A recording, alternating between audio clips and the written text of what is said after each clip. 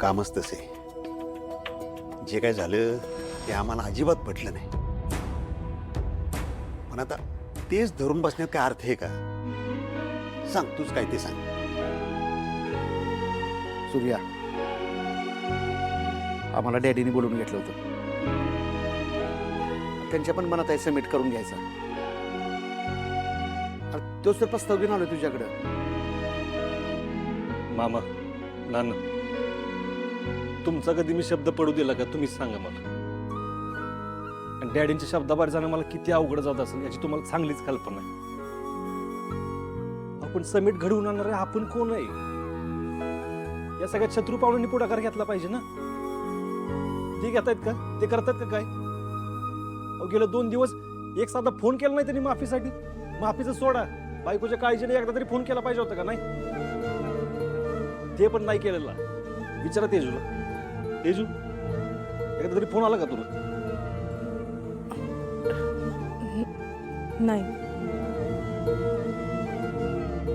घ्या, तुम्हीच सांगा, कुठल्या भरोश्यावर मी माझ्या बहिणीला पाठवायचं त्यांच्याकडे? त्यामुळे मला ना हे समेट मान्य नाही. सूर्या, आम्ही डॅडीला शब्द देऊन आलोय. हा, ना ना मामा, एवढंच आहे ना. मी बोलतो डॅडींशी, तुम्ही नका काळजी करू. मी लावतो फोन त्यांना.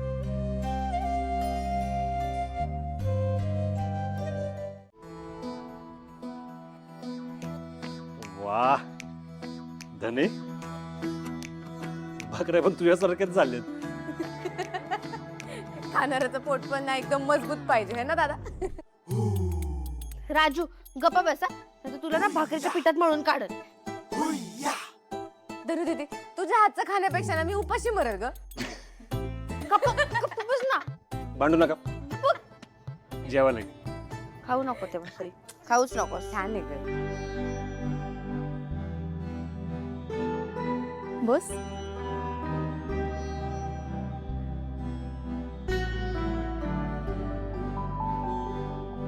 तेजू, आता जास्त विचार करायचा नाही. आता सावकाश पण पोटभर जेवायचं.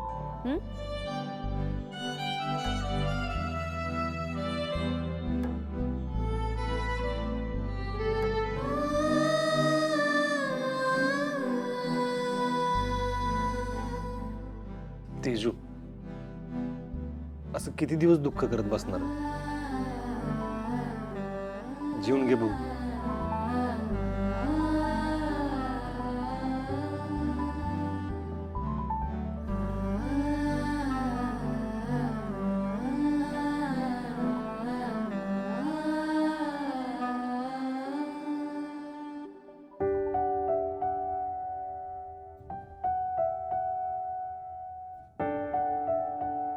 तेजू,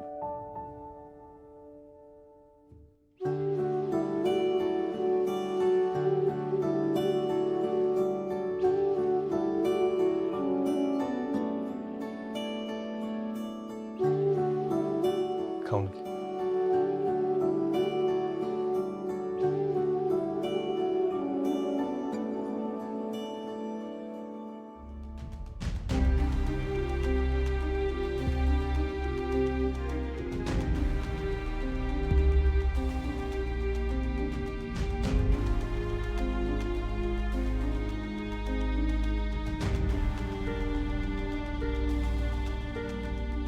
सूर्या, सूर्या, वहिनी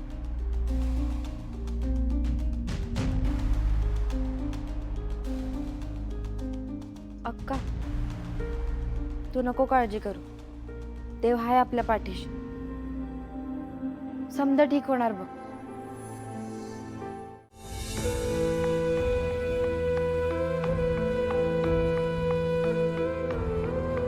सूर्या, ही काय पद्धत झाली का? असं जेवणाच्या ताटावरनं कोण उठून जात रे?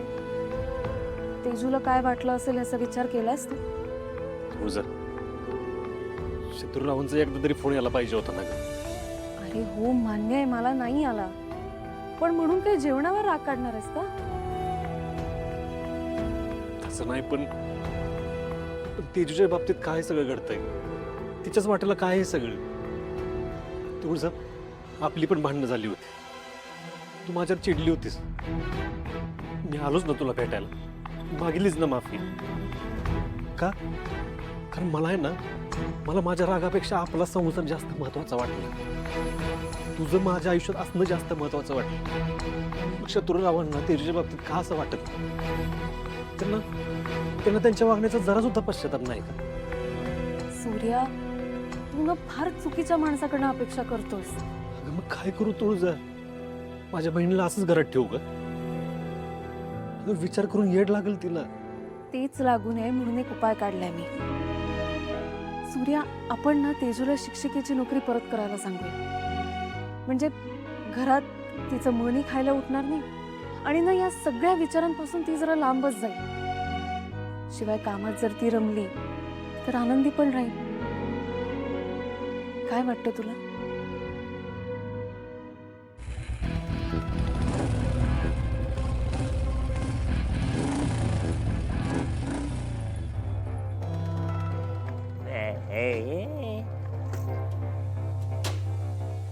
बायको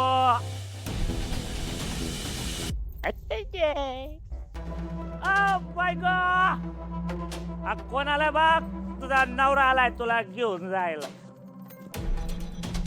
बायको पुढे